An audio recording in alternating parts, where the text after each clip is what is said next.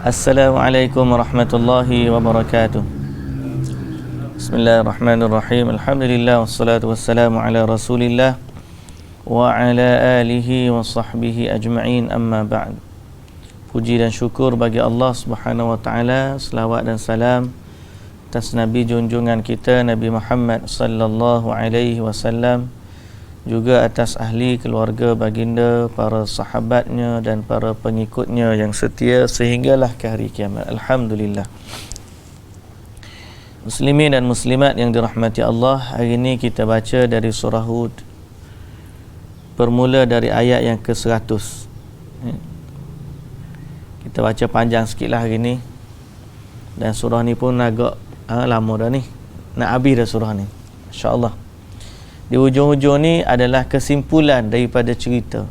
Jadi ini sebenarnya lebih penting daripada cerita. Cerita tu lebih penting, cerita tu penting, tapi kesimpulan daripada cerita tu lagi penting. Baik, kita baca dulu. A'udzu billahi minasy syaithanir rajim. Bismillahirrahmanirrahim. Dzalika min anba'il qura naqussuhu 'alaik.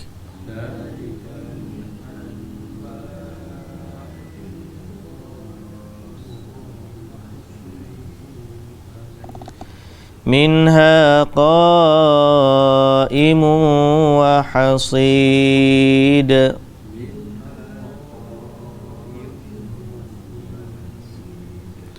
Wa ma zalamnahum walakin zalamu anfusahum.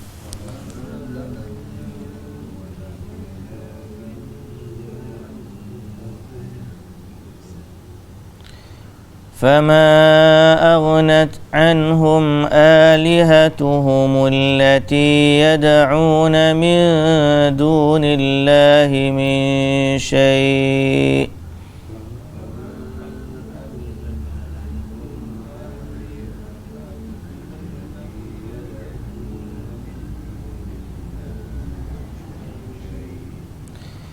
يدعون من دون الله من شيء لما جاء أمر ربك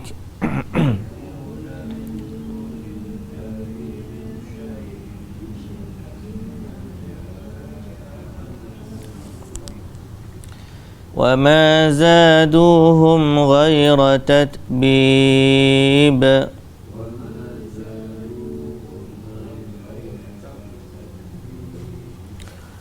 وكذلك أخذ ربك إذا أخذ القرى وهي ظالمة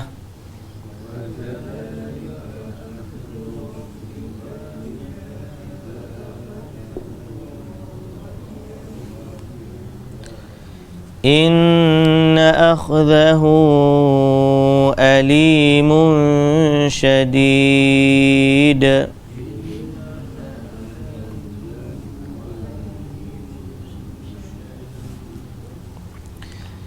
إن في ذلك لآية لمن خاف عذاب الآخرة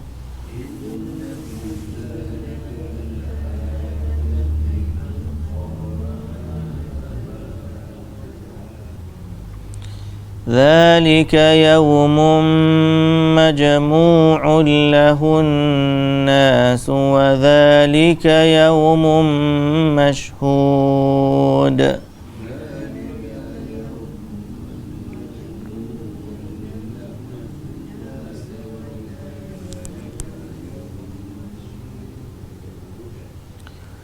وما نؤخره إلا لأجل معدود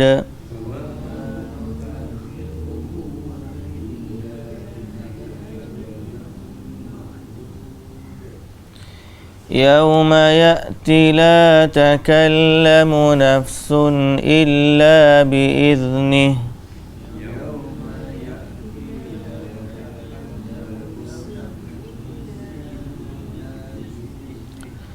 فمنهم شقي وسعيد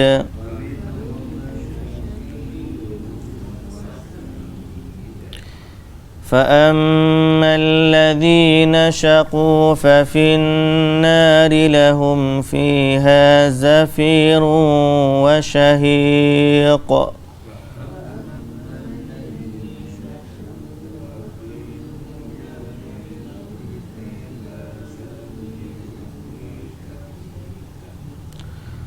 خالدين فيها ما دامت السماوات والأرض إلا ما شاء ربك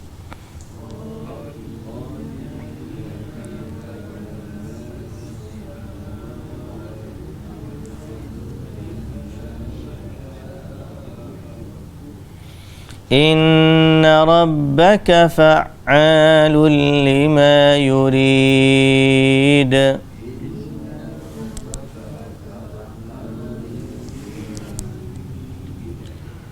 وأما الذين سعدوا ففي الجنة خالدين فيها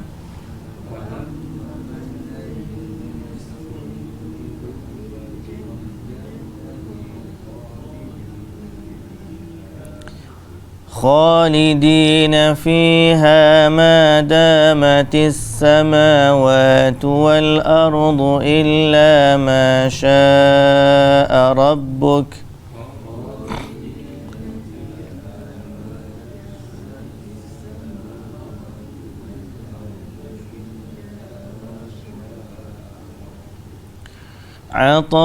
عطاء غير مجذوذ.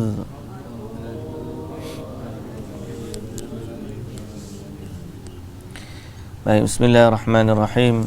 Alhamdulillah wassalatu wassalamu ala Rasulillah wa ala alihi wa sahbihi ajma'in. Amma ba'du. Baik, kita dengar cerita. Syah, tunggu dulu Syah. Gimana? Kita dengar dulu apa kesimpulan daripada cerita. Maknanya sebelum ni kita dah dengar beberapa kisah. Kisah Nabi Nuh, kisah Nabi Hud, kisah Nabi Saleh, kisah Nabi Shu'aib, dan kesudahan bagi kaumnya yang tidak beriman kepada Nabi-Nabi itu. Begitu juga kisah Nabi Musa dengan Fir'aun, yang akhirnya Fir'aun dihumbankan ke dalam azab. Lalu Allah Subhanahu wa taala kata, "Dzalika min amba'il qura naqussuhu 'alaik." Maksudnya, yang demikian adalah sebahagian dari khabar penduduk negeri yang telah dibinasakan. Itu sebahagian baru. Min di sini min litab'id, maknanya daripada ada lagi cerita-cerita lain dan nabi-nabi yang Allah Ta'ala tak ceritakan kepada kita. Okey? Zalika min amba'il qura, daripada cerita atau khabar berita penduduk negeri yang telah dibinasakan. Naqussuhu 'alaik, yang kami ceritakan kepada kamu. Okey? Yang kami ceritakan kepada kamu. Minha qa'imun, di antaranya ada yang qaim, masih wujud. Wa hasidun, dan ada pula yang sudah hancur lebur, lenyap. Ni ada yang tanda dia masih kekal dan ada yang sudah hilang. Wa ma zalamnahum, dan tidaklah kami menzalimi mereka. Allah tidak menzalimi mereka bila Allah menghukum. Ya? Kerana kezaliman itu tidak disandarkan kepada Allah. Allah ni maha adil. Dalam mengazab pun Allah maha adil. Allah tidak akan mengazab sesuatu kaum melainkan dengan hak mereka, dengan yang sepatutnya. Tetapi kita kena ingat, hak Allah ni maha tinggi. Ni, kalau orang ingkar kepada dia, itu hak dia untuk mengazab sekeras-keras azab. Kenapa? Kerana kita ni hanya menumpang.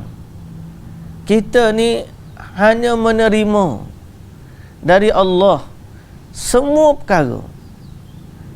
Jadi Allah berkuasa mutlak ke atas hamba-Nya. Dan hak Allah paling besar adalah untuk disembah. Apabila manusia tidak menyembah Allah Azza wa Jalla, maka mereka melakukan kesalahan yang sangat besar. Dan layaklah kesalahan itu diazab dengan seberat-berat azab. Layaklah kesalahan itu diazab dengan seberat-berat azab. Jadi Allah Ta'ala kata, وَمَا ظَلَمْنَاهُمْ, kami bila menghukum, Allah tidak menzalimi mereka. وَلَكِنْ ظَلَمُوا أَنفُسَهُمْ, akan tetapi merekalah yang menganiayai diri mereka sendiri. Diri mereka sendiri. فَمَا أَغْنَتْ عَنْهُمْ آلِهَتُهُمُ الَّتِي يَدْعُونَ مِنْ دُونِ اللَّهِ مِنْ شَيْءٍ, maka berhala-berhala mereka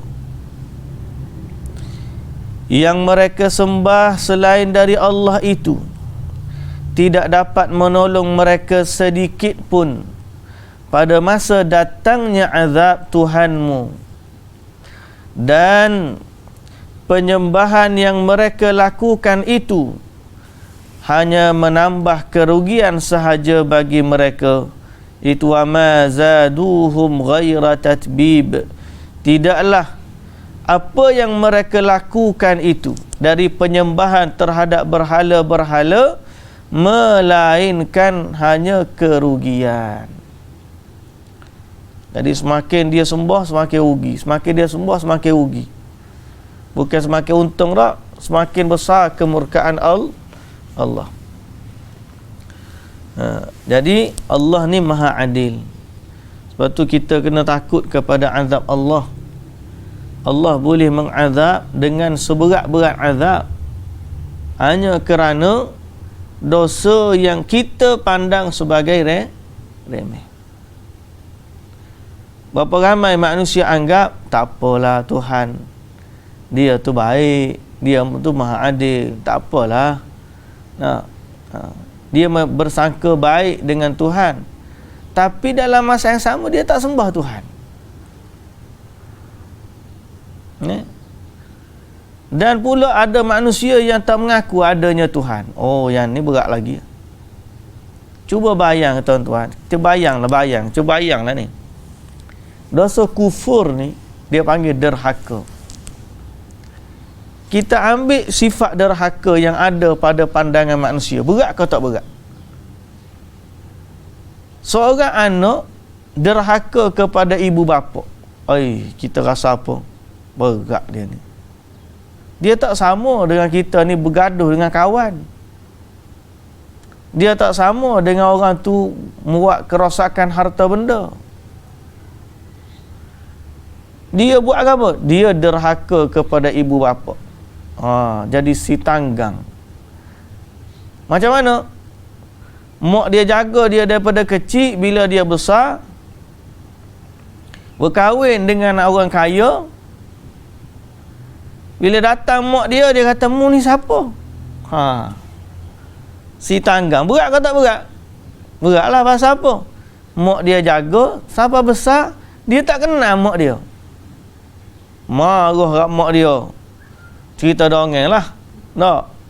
Marah mak dia, doa biar anak ni disupah jadi batu. Kita kata layak ke tak Siapa jadi batu nah. No. Kita dengar cerita tu, kita rasa logik. Pasal apa? Sebab kita sedar dosa derhaka kepada ibu bapa ni besar. Tiba-tiba derhaka kepada Tuhan yang Maha Pencipta. Tuhan yang mencipta dia daripada mani. Tuhan yang besarkan dia dalam rahim ibu. Tuhan yang bagi nyawa kepada dia. Tuhan yang lahirkan dia melalui ibu dia ke dunia. Dia yang bagi rezeki. Dia yang bagi sihat. Dia bagi mata. Dia bagi telinga. Dia bagi jantung. Dia bagi akal. Dia bagi hati. Dia bagi belaka. Bumi yang tempat kita tinggal ni pun hak dia. Tiba-tiba mari seorang manusia. Siapa Tuhan? Aku tak percaya ada Tuhan. Oh, yang ni lagi berat daripada tanggang. Jadi layaklah dia diazab dengan seberat-berat azab. Kerana dia telah kufur dengan Tuhan yang Maha Agung. Jadi, selain daripada Tuhan, selain daripada Allah, maka tak boleh nak tolong dia. Selain daripada Allah, berhala-berhala yang disembah selain dari Allah tidak dapat menolong penyembah-penyembah mereka pada saat itu. Tidaklah bertambah bagi mereka melainkan kerugian sahaja. Wa kadzalika akhdhu rabbika idza akhadzal qura, dan demikianlah azab Tuhanmu apabila dia menimpa penduduk negeri-negeri wa hiya zalimah, yang berlaku zalim. Zalim di sini apa? Berbuat syirik kepada Allah. Berbuat syirik kepada Allah. Syirik ni satu kezaliman. Jangan zalim, maknanya jangan berbuat syirik. Hari ni orang cerita bab zalim. Oh, zalim ni pada raja, pada pemerintah, pada pemimpin. Dia nampak zalim ni sudut tu je. Yang dia tak nampak ialah manusia yang rendah berbuat zalim kepada yang besar. Dia ingat zalim ni menganiaya. Betul lah, menganiaya lah. Tapi ada ramai orang menzalimi diri mereka sendiri. Dengan apa? Dengan syirik kepada Allah. Dia dah nampak zalim orang besar kepada orang bawah. Saya bawa WhatsApp, macam-macam cerita WhatsApp. Pemimpin ni zalim. Pemimpin ni zalim, tak betul. Hak ni bukan tak betul. Orang kafir pula kata, oh ni pemimpin tak adil. Kita pula, oh sokong dia, oh gini. Mana kezaliman yang paling besar? Syirik. Ada tak kita buat menentang kesyirikan sama seperti orang politik menentang pemerintah? Orang main politik ni Masya Allah, sungguh seronok sungguh main politik. Pasal apa? Menentang kezaliman. Tak adil, tak betul ni, tak betul belaka. Dia, saya dah sebut dah sebelum ni, kalau hidup Abu Bakar As-Siddiq jadi khalifah, pun orang komplain lagi zaman ni. Masalahnya bukan masalah di pemimpin sangat tak. Pemimpin kalau Abu Bakar As-Siddiq tu alhamdulillah lah. Masa zaman kita pun tidaklah orang sempurna tak. Tapi masalah utama ialah apa? Masalah pada umat, masalah pada masyarakat. Orang kadang-kadang sampai tak reti nak menilai kebaikan dan tidak reti bagaimana perintah Allah dalam mentaati pemerintah.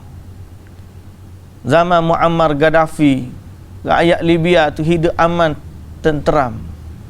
Tapi dia tak suka, memang tu zalim, gogang. Habis tak ada Gaddafi, habis hancur lebur. Bukanlah sebab Gaddafi tu baik sangat dah. Tak, sebab orang tu tidak mensyukuri apa yang berlaku pada masa tu. Jadi salah siapa? Bukan salah Gaddafi sangat. Ada salah dia, tapi yang salah lebih besar lagi ialah orang yang guling dia. Dan nak cari sangat keadilan. Pasal apa? Sebab Allah Azza wa Jalla kadang-kadang dia mendatangkan pemimpin ni sebagai ujian untuk umat. Dan kita tahu begitu, syukur kepada Allah, bertaubat, beristighfar. Pada apa yang ada kita syukuri, pada apa yang kita tak dapat kita istighfar. Kita mohon kepada Allah, perelokkan hubungan kita dengan Allah. Insya-Allah Allah ganti dengan pemimpin yang baik.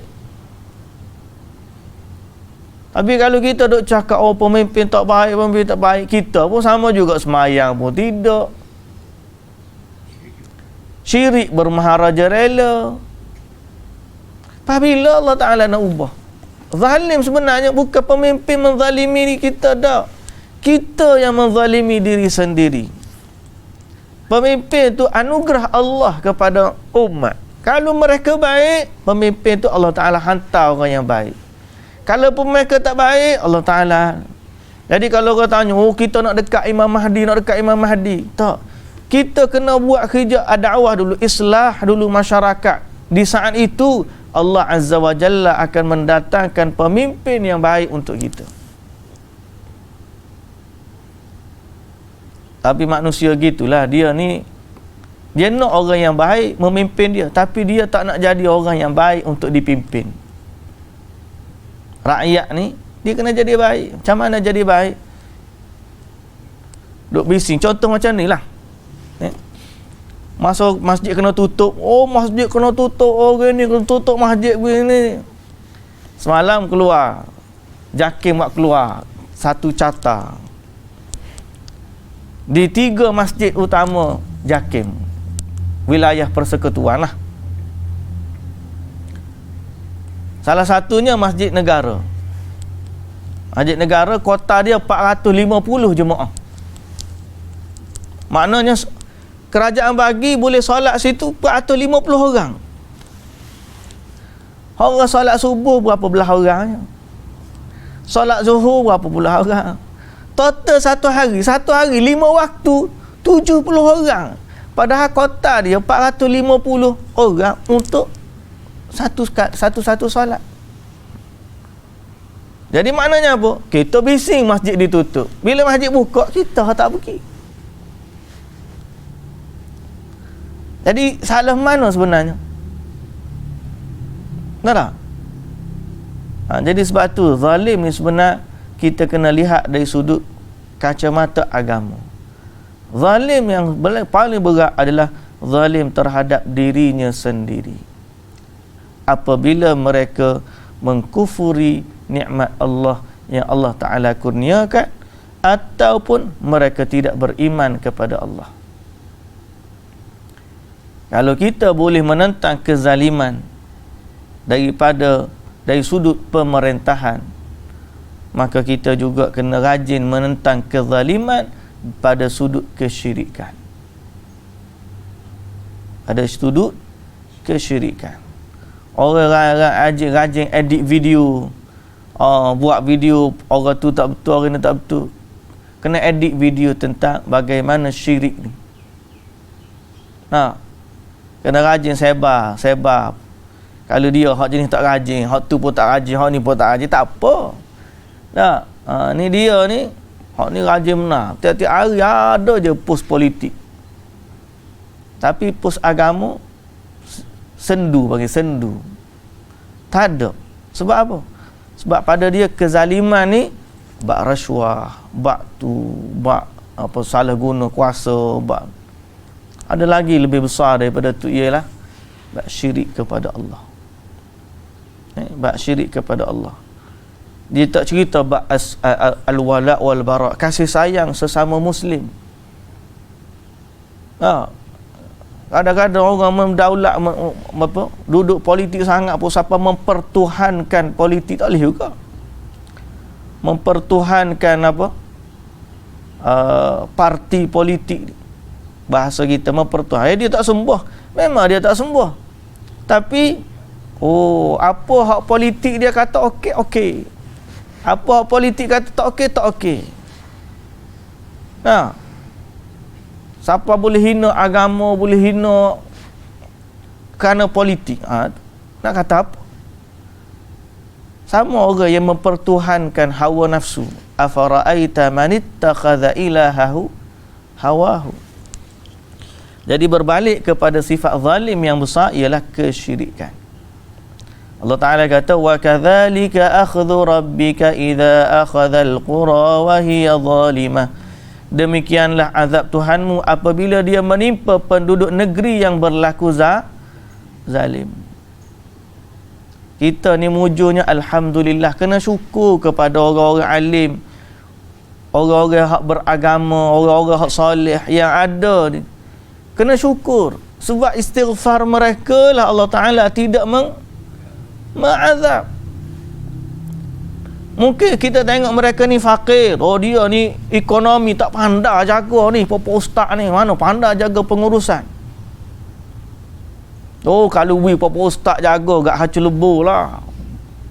Nah, dia tak tahu yang jaga negara ni Allah. Boleh jadi dengan sebab istighfar orang yang duduk tangga masjid tu, Allah Ta'ala tidak timpakan azab kepada sesuatu kaum. Kalau kamu sehebat teknologi Fir'aun sekalipun, kalau Allah nak hukum, boleh saja bagi Allah. Tapi kenapa Allah tak hukum kaum ni? Boleh jadi kerana istighfar yang ada pada orang-orang yang kena caci dan maki. Kita anggap mungkin mereka ni tak pandai jaga agama, dia jaga negara. Boleh jadi. Tapi dengan salat mereka, dengan istighfar mereka, dengan bacaan Al-Quran mereka, Allah Ta'ala menjaga negeri daripada bala bencana. Boleh jadi. Kita hak duduk meratibkan zikir tak betul tu, tak betul ni, politik tu, tak politik ni, serabut jadi siapa kita ni. Nah, siapa perikat tak tahu dah kata. Semoga Allah Azza wa Jalla mengampuni dosa-dosa kita semua. Boleh jadi Allah Ta'ala sebut wa ma kana Allahu liyu'adzibahum wa anta fihim wa ma kana Allahu mu'adzibuhum wa ma kana Allahu mu'adzibahum wa hum yastaghfirun. Allah tidak akan menazab mereka selama kamu wahai Muhammad ada lagi bersama mereka. Dan Allah Ta'ala tidak akan mengazab mereka selama mana mereka beristighfar. Itu janji Allah. Ini kita kena syukur adanya orang-orang soleh. Boleh jadi sebab mereka lah azab tidak menimpa kita. Walaupun pada zahirnya kita tengok mereka ni macam kita kata peringkat awal dulu bila kena orang-orang tabligh COVID ni, macam-macam orang cemuh kata. Tapi alhamdulillah kalau kita jumpa petugas kesihatan masa zaman mula-mula tu lah dia kata seronoknya itu dengan COVID. Bukan seronok, maknanya rasa tenang. Dia orang duduk di hospital pun mengaji Quran, semayang. Kita rasa kita tu berjuang untuk menentang COVID ni dalam seiringan dengan doa dan istighfar. Lah ni tak ada dah. Hak tak ada, kluster tu tak ada dah. Mari kluster kayangan lah, kluster tu, kluster kilang lah, kluster. Tak ada, tidak nampak seiringan istighfar dan doa. Masa mula-mula kena doa, kena tu pun PM kita pun doa, pakai doa, di TV pun keluar doa. Lah ni kurang dah. Dia tak nampak sudut ketuhanan tu. Dia nampak dari sudut zahiriah manusia. Sedangkan yang mengatur segala ni, menguruskan, mentadbir, memberikan mudarat, mengangkat mudaratan tu dan mengganti dengan manfaat, semuanya Allah Subhanahu wa ta'ala. Ingat Allah Ta'ala kata wa kadzalika akhdhu rabbika idza akhadhal qura wa hiya zalimah. Di saat mereka zalim dengan Allah Ta'ala, Allah Ta'ala akan mengazab mereka. Bila Allah mengazab, Allah Ta'ala kata, inna akhzahu alimun syadid. Sesungguhnya azabnya itu tidak terperi sakitnya, lagi amat keras serangannya. Lagi amat keras serangannya. Jadi semoga Allah Azza wa Jalla mengampunkan dosa-dosa kita. Bila kita sebut istighfarnya orang alim, istighfarnya orang salih, boleh jadi itulah sebab Allah Ta'ala menahan daripada azab. Kalau Allah Ta'ala nak turun azab, bukan. Kita tak kata orang-orang ni maksum. Tak. Mereka bukan Nabi. Tapi boleh jadi dengan istighfar mereka tu. Dia salah, tapi dia istighfar. Orang lain salah, tapi tak reti nak istighfar. Salah sama salah, tuan-tuan. Kita ni tak ada 100% betul, tak ada. Bezanya, seorang buat salah, istighfar. Istighfar, minta ampun dengan Allah. Seorang lagi buat salah, berasa dia betul. Dan kalaupun dia berasa salah, hanya sebab kesalahan dengan manusia. Dia tak berasa salah dengan Tuhan. Jadi dia tidak beristighfar kepada Allah. Nabi SAW kata, kullu bunu Adam khata'. Setiap anak Adam buat salah belaka. Tak usah tunjuk ke orang, oh dia tu salah. Kita salah juga. Bezanya, kalau dia salah, dia istighfar, lebih baik daripada kita buat salah yang kita tak istighfar. Sebab kita reti tunjuk orang tu salah, orang ni salah, orang ni salah. Kita lupa bahawa kita pun ada kesalahan dan kita lupa untuk beristighfar kepada Allah. Di saat Allah mengazab, inna akhzahu alimun syadid. Dia sangat tidak terperi sakitnya, lagi amat keras serangannya. Inna fi dzalika laayatan liman khafa 'adzabal akhirah. Yang lebih berat lagi, ni Allah Ta'ala jadikan semua kejadian itu sebagai tanda bagi orang yang takut kepada azab di hari akhirat. Kerana pada hari itu, iaitu hari dzalika yaumun majmu'un lahun nas wa dzalika yaumun mashhud, iaitu hari yang dihimpunkan manusia padanya, dan hari yang demikian ialah hari yang dihadiri oleh sekalian makhluk. Jadi Allah bagi petunjuk kepada kita, Allah bagi tanda perkara semua tu berlaku sebagai tanda bagi orang yang takut kepada hari akhirat. Hidup kita ni sebentar je, perjalanan hidup ni gitu je. Walaupun umur dunia ni beribu-ribu tahun, berjuta tahun, tapi umur kita hanya beberapa tahun yang sedikit. Kita tak tahu umur kita pun panjang mana. Tapi itulah kehidupan kita. Orang yang telah berlalu, urusan dia dengan Allah Subhanahu wa Ta'ala. Kita yang masih wujud pada hari ini, inilah masa kita. Inilah masa kita. Masa yang berlalu usah ditangisilah. Sebab kita pun tak boleh nak ulang dia kembali.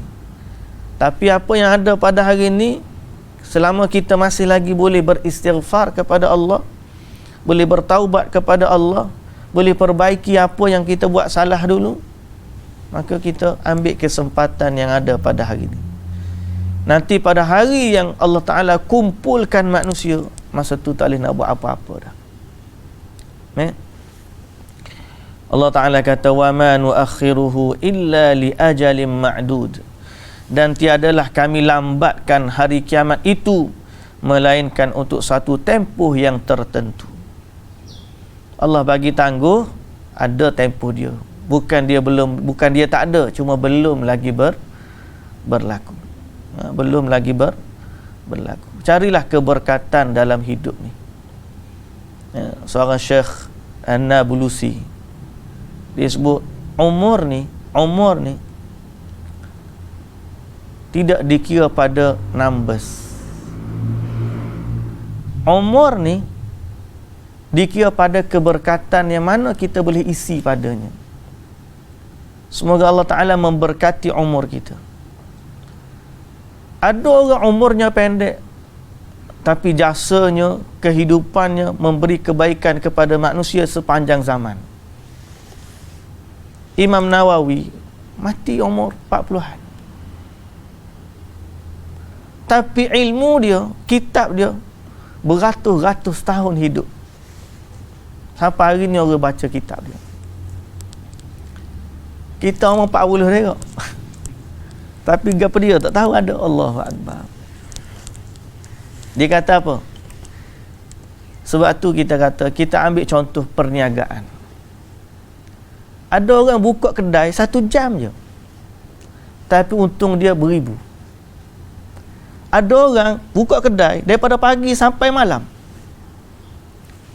tapi untung dia beratus-ratus. Begitulah kehidupan kita.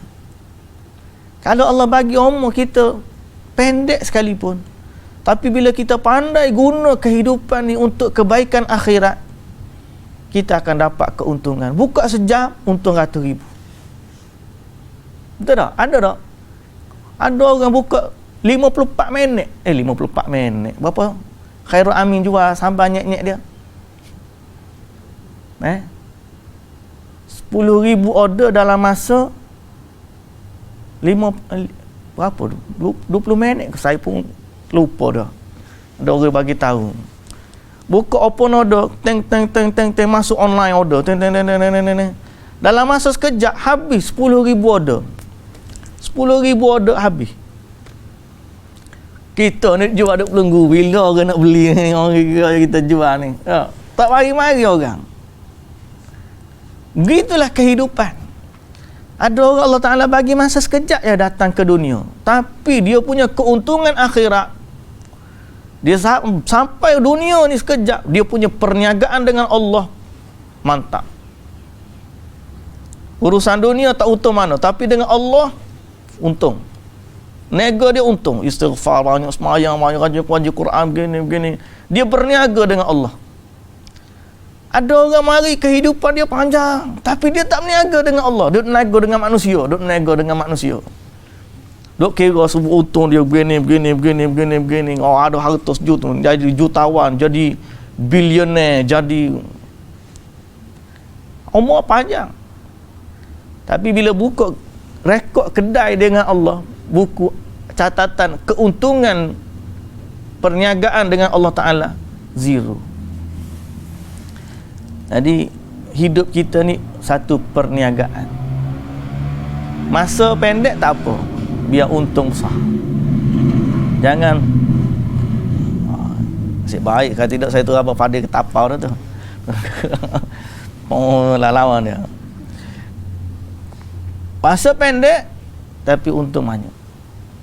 Baiklah kita kata saya dulu tak tahu Ustaz. Tak apa, hak dulu biar. Hak learn ni kalau pun kita ada masa setahun saja lagi, biarlah setahun ni sama seperti orang lain ada umur 50 tahun, tapi setahun kita lebih baik daripada mereka. Tak usah kata banding orang lain, tak. Kita hanya ada masa 6 bulan saja lagi, kita tak tahu, wallahu ta'ala a'lam. Tapi biarlah 6 bulan yang masih ada lebih baik daripada 50-60 tahun yang telah lalu. Bila kita pandai strategi berniaga dengan Allah.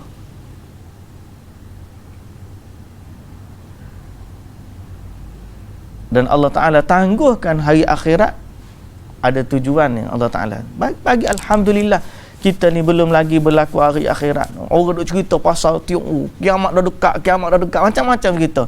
Betul dah kiamat dah dekat, tapi apa persiapan kita? Saya pun cakap ni lah, pas balik rumah pun relax juga, tak ada masalah. Istighfar. Ujian Allah Ta'ala tu tetap ada. Cuma kita tu saling mengingatkan. Bukanlah kata kita ni orang sempurna, tidak. Tapi saling mengingatkan. Doakanlah kita semua ni agar Allah Subhanahu Wa Ta'ala memberi kebaikan kepada kita. Boleh jadi amal kita yang sedikit yang kita tak sedar, tapi dengan sebab itu Allah Ta'ala memberkati. Yauma ya'ti la takallamu nafsun illa bi'idnih faminhum syaqiyyun wa sa'id. Hari cerita hari akhirat. Cerita hari akhirat untuk perniagaan akhirat ni. Sambung esok lah. Sambung esok insya-Allah. Kita akan sambung cerita, masih lagi ambil peringatan daripada ni, kesimpulan daripada sebuah perjalanan umat terdahulu. Mudah-mudahan bila kita ambil iktibar, kita kembali dekat dengan Allah Subhanahu wa taala. Wallahu taala alam. Subhanakallahumma wa bihamdika asyhadu an la ilaha illa anta astaghfiruka wa atubu ilaik. Assalamualaikum warahmatullahi wabarakatuh.